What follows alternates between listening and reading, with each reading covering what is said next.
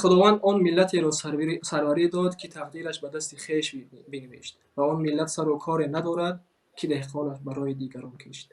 ما 101 سال می شود که دهقانمان، مهنتکشانمان برای مردم خارجه، برای روسیه کار میکنند. امروز همه روشنفکران ما را مثل پیشتر سر بریده ایستادند. همه را چگونه ای که ما میبینیم در روسیه کرامت شریفوف، عزت امان و دیگر در سمالیات بار میکنند و میبرند به تاجیکستان. این زها که مثال جوانمردای تاجیکی و چگونه از معنی سرشان سرخور هستند میخورند.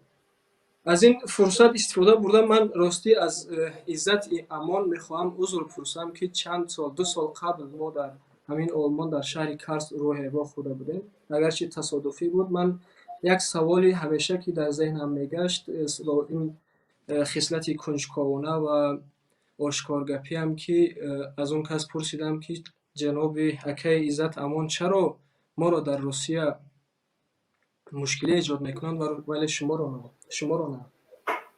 و اون هم که خیلی زیرک بودن این شکاکی مرا فهمید و گفت که تو هم خیال میکنی که من بزی مقصد حکومت تاجیکستانم.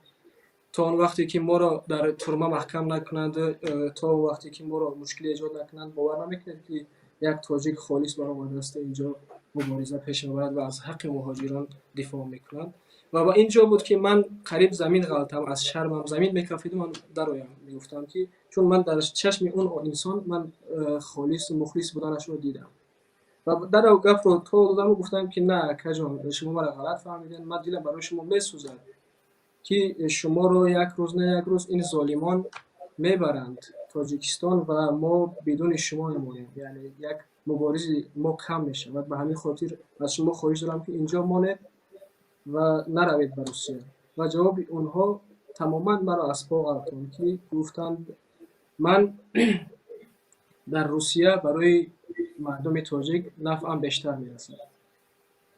و این فداکاری عزت امان بود، از خودگذری آن بود که اون را در نظر من بهت بزرگ کرد و نام اون را به مثل دیگر زندانیان سیاسی که الان شکنجه و رنج و عذاب در زندانهای تاجیکستان میبینند در دلم با نامشان را با حرفهای طلایی ثبت کردم. چو عضو به درد آورد روزگار، دیگر عضوها را نماند قرار.